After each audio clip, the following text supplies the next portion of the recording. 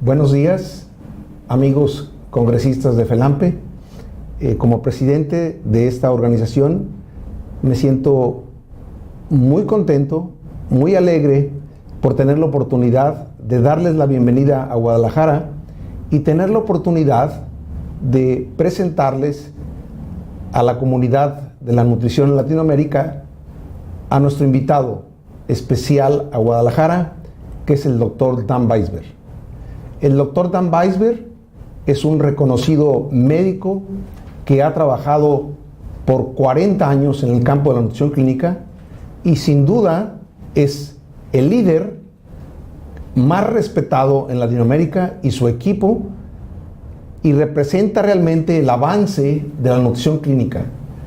Por ello, lo hemos invitado para que él y yo dialoguemos sobre temas fundamentales que permiten en un momento dado a las nuevas generaciones, al conocer más al doctor Dan, ver la posición, ver el liderazgo, ver cómo ha llegado después de 40 años a este lugar.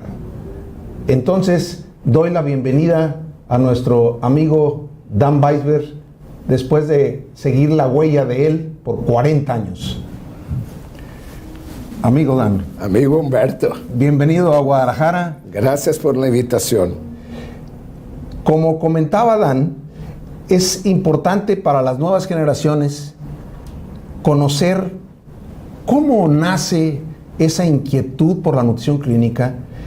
¿Qué es lo que te hace llevar a ti a desarrollar el interés por la nutrición clínica? ¿Cuándo? ¿Cómo nace esto?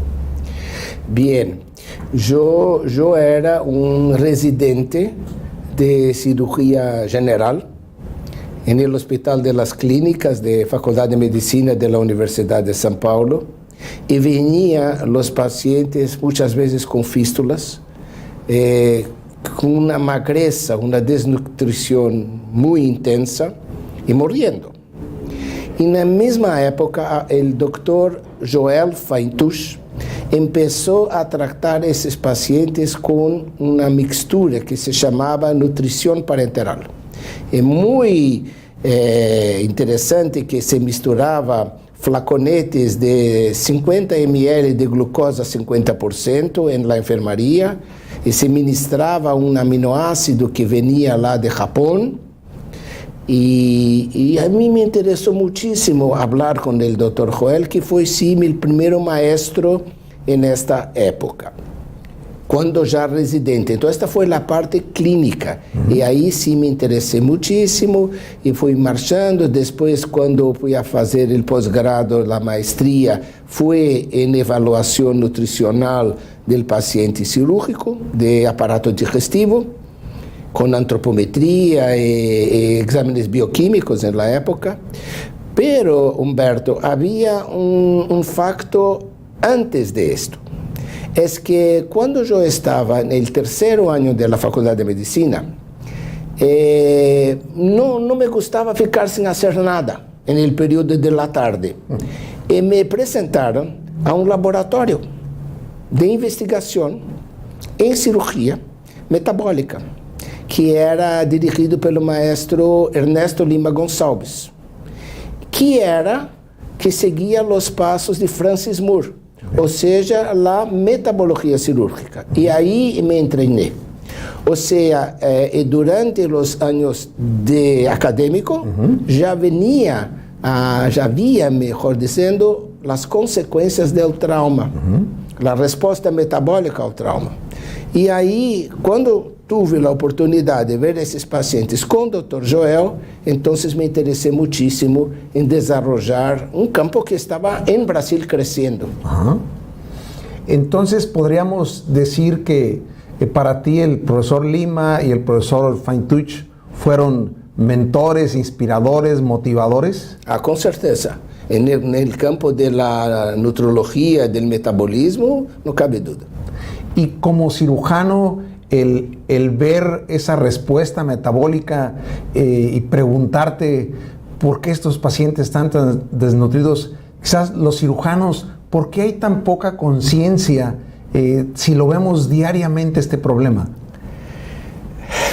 Esta es una pregunta que todos nosotros nos hacemos en un momento u otro, ¿verdad? Pero yo creo que hay como siempre, hay muchas potenciales respuestas. Una de estas es que cada vez más, lamentablemente, el cirujano se preocupa con la parte técnica. Hoy más ainda con la laparoscopia, la robótica. Después, el conocimiento del metabolismo está un poco distanciado de la práctica cirúrgica. Nosotros tuvimos esta felicidad, que era un momento específico en la historia de la medicina. Pero hoy no hay clases de nutrición, no hay un ensinamiento. Se hablaba tanto de desequilibrio hidroelectrolítico, desde las alteraciones del pH. Cada um tinha que saber isso. Hoje, isso partiu para os intensivistas. Quando começamos isto, mais tarde já, entrávamos em uma terapia intensiva e sabíamos perfeitamente manejar a gravidade. Mas hoje, isso se tornou muito mais complexo e o intensivista assume. E o cirurgião vai alejando-se de estes problemas. Talvez essa seja uma das possíveis explicações. Perfecto. Dan, es obvio que nos has mencionado quién te abrió el camino, pero obviamente en un camino también hay piedras, hay obstáculos, hay barreras que han impedido el desarrollo de la nutrición clínica. En tu caso, ¿qué me dirías al respecto? Bueno, como te dije antes, en 81 yo tuve... estava na época da maestria. E Joel Faintuch conhecia o professor Solasol e Joyer em Montpellier. E me abriu a oportunidade de estagiar durante 3 meses em França, onde vi realmente o desenvolvimento. E os franceses estavam mais adelantados que os americanos porque já tinham as emulsões lipídicas. Incluso me lembro de um frigorífico, por assim dizer, lleno de bolsas. E nós nem bolsas sabíamos que existiam, eram flacones de vidro. E me quedei muito impressionado.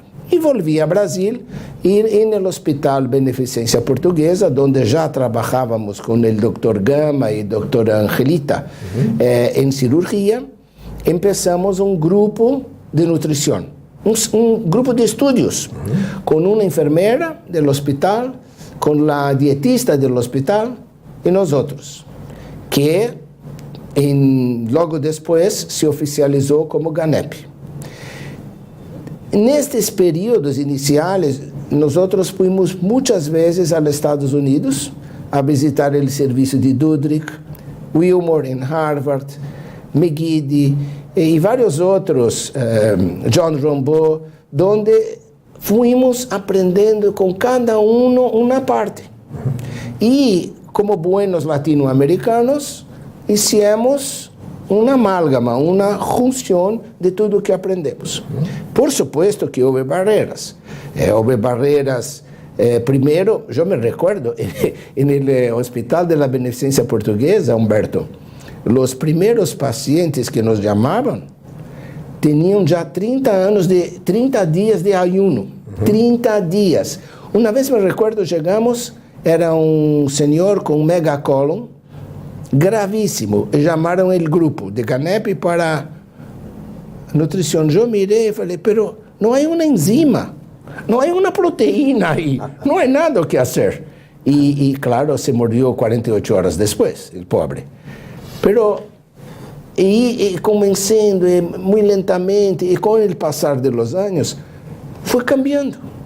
Pero sabe que precisava persistência, perseverança, todos os dias, falar, e tivemos muitíssima ajuda das enfermeiras do hospital, que foram grandes parceiras, e das dietistas do hospital.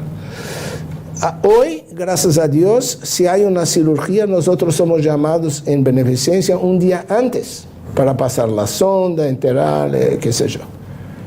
Pero havia barreiras, tanto que no começo usábamos la dieta integral, era proteína de soja, huevo e óleo de soja e albúmina de huevo. E se mesclava isso, e se dava ao paciente, imagina. Então demorou anos até que vieram as dietas industrializadas.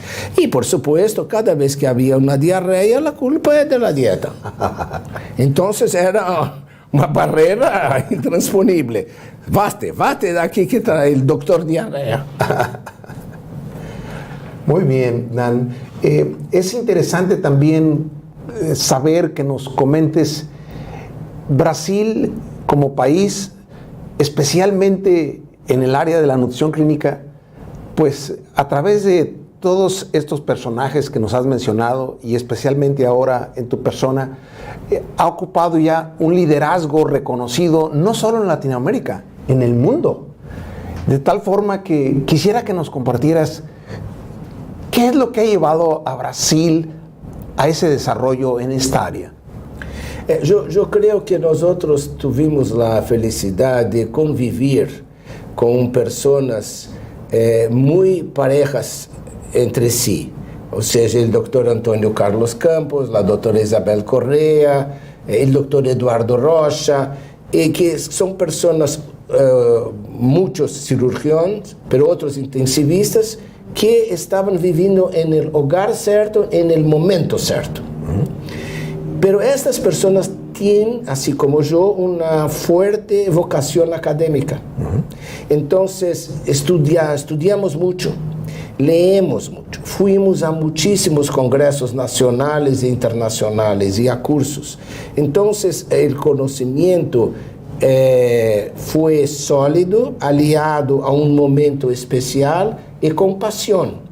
Porque estas pessoas que mencionei, eu me incluso, assim como Maria de Lourdes, que está conosco há tantos anos, somos verdadeiras, temos essa paixão por tratar a desnutrição, compreender os mecanismos moleculares, metabólicos de los distintas doentes, e isso não quer dizer que sempre vamos ter sucesso. Câncer, por exemplo, quantas e quantas vezes hacíamos de tudo e não compreendíamos por que o paciente seguia desnutrido. Né?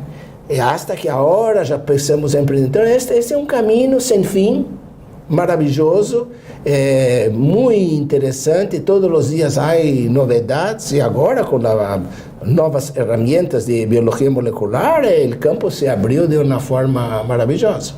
Mas é isto, perseverança, conhecimento, ética, moral, força de caráter, determinação e persistência. Excelente, excelente mensaje para todos los jóvenes que anhelan crecer y desarrollarse en el campo de la nutrición clínica. Y ahora visitándote y viendo hacia atrás y ver este enorme desarrollo de toda esta infraestructura organizacional, esta cultura que has creado en tu equipo de trabajo, ¿qué me podrías decir que se requiere para ser un interesado en la nutrición clínica? ¿Qué competencias debe tener el que le apasione esa nutrición clínica? No nomás en el conocimiento, yo percibo algo más en estos grupos de trabajo que quisiera que nos compartieras. Sí, Humberto, sabes, yo creo que mirando de esta forma, lo más importante es entender que nutrición no es una receta de un bolo, donde pones farina, agua, huevo, levas al horno y está un bolo. No es esto. Tiene que comprender claramente la fisiología, la fisiopatología, el metabolismo, lo que pasa. Hay que haber una interrelación con la medicina. Y esto digo, no importa si usted es médico, si es un dietista, un enfermero, un farmacéutico, hay que comprender y haber este diálogo multidisciplinario. Esta es la primera cosa. O sea, hay que haber conocimiento y diálogo. Y diálogo significa respeto. Respeto significa oír el otro e entender que somos iguales. Cada um tem sua opinião e que devemos entender que há diferentes pontos de vista e com a junção, por isso que a equipe de soporte nutricional tem que ter cada participação. E aí vamos a mirar um único objetivo, qual é? A melhora clínica do paciente. É isto. Não somos eu, tu ou ela, o paciente. O paciente é a pessoa que devemos mirar como podemos fazer o melhor para ele, dentro de esta situação que sofre. Então, se não há ego, se há respeito, se há uma vontade de trabalhar em conjunto, vai haver desenvolvimento. Sempre amparado por profundo conhecimento. Há que estudar e muito, porque a ciência cambia. Quantas vezes, você se recorda, quantos mitos já foram destruídos? Não vou mencionar nada aqui, mas mesmo em cirurgia. Lembra-se da vagotomia gástrica proximal? Era a cura da úlcera. Não se hace mais. E assim vai acontecer, este é normal, este é o processo do desenvolvimento científico. O que é verdade hoje, amanhã poderá não ser. Então, não existem mais verdades absolutas. Temos que estudar e acompanhar as mudanças. Muy bien, Dan. A través de los años que te he conocido, en esa fortuna que he tenido de encontrarte en el camino, pues veo a un Dan en una etapa plena, satisfecho, feliz. Si yo te dijera cuál es tu mayor satisfacción profesional, ¿es algún grado académico? ¿Qué es lo que te mueve a ti más para sentirte satisfecho y feliz como te veo ahora? Essa é uma pergunta interessante. Não, por supuesto, não é grado. Não é grado acadêmico porque o título não mostra o homem, ao revés. O homem é que dá o título, o poder do título. Eu creio que quando miramos o que hemos contribuído, não eu, porque eu não creio que uma pessoa sola faça qualquer diferença. Eu creio que a motivação de um grupo, mirando todos para a mesma direção, e quando nós miramos o que GANEP ha hecho, e também no laboratório, que é outra da faculdade, o que hicimos, é que criamos uma geração de médicos, nutricionistas e enfermeiros que modificaram o panorama de nutrição em Brasil. Porque é um orgulho para nós e nossa equipe saber que no norte de Brasil, em centro, sul, há gente treinada por GANEP. Na verdade, GANEP Educação ha treinado como que 15,000 pessoas. A metade de eles em cursos de um ano de especialização. Fora os residentes, aqui no Hospital de las Clínicas. Creio que isto é assim uma alegria, porque vemos que estas pessoas estão fazendo da maneira como que nós acreditamos que deve ser hecha, com ética, com conhecimento sólido. Na parte do laboratório de pesquisa, nós temos a alegria de ter já 35 maestros e doutores hechos por nosso laboratório. E por lo menos uns 200 trabalhos publicados em el PubMed, que é também para nós latino-americanos, isto não é fácil, investigar custa, não há plata, é muito difícil, e nós temos uma grande satisfação nisto também. E por fim, Humberto, eu sou um eterno curioso. A mim me encanta saber las maneiras novas, ou seja, a metabolômica, proteômica, lipidômica, microbioma. Isto para mim me põe assim como uma cachaça, tequila. É isso que me põe assim animadíssimo. Otro reto también que veo en esta organización y que ahora que lo mencionas, GANEP, ¿de dónde nace esa idea de GANEP? ¿Qué es GANEP? Hoy muchos preguntan, pero como te dije, en 1978 empezamos el Centro de Estudios. Pero después, en el Hospital Beneficência Portuguesa, había grupos de apoyo. Entonces había el grupo de apoyo quirúrgico, GAC, el grupo clínico, el grupo de apoyo de cardiología. Y ahí fue el grupo de apoyo de nutrición enteral y parenteral, GANEP. Y así fue, porque era lo que hacíamos. Más o menos en los años 2000, un señor muy inteligente, un jornalista, nos dice, pero yo veo acá que ustedes hacen muchas otras cosas, hacen consultorio, hacen educación, esto no es más enteral y parenteral apenas. Y ahí cambiamos el nombre, que hoy es GANEP Nutrición Humana. Esa es la historia de GANEP. Dan, quisiera que nos dejaras un mensaje final para las nuevas generaciones de Latinoamérica que aspiran a lograr esa maestría con la que ahora manejas la nutrición clínica. ¿Qué consejos finalmente les darías a estos jóvenes para llegar a ese lugar? Yo pienso que primero hay que tener amor a la nutrición, amor al paciente, a modificar su condición. Esto debe ser envasado en un profundo conocimiento de las materias que hablé, anatomía, fisiología, bioquímica, metabología, en fin. Segundo, trabajar respetando el profesional que está al lado, seja ele médico, enfermera, dietista, y buscar en conjunto entender lo que pasa. Y siempre, absolutamente siempre, dentro de una ética y una moral de comportamiento absoluto.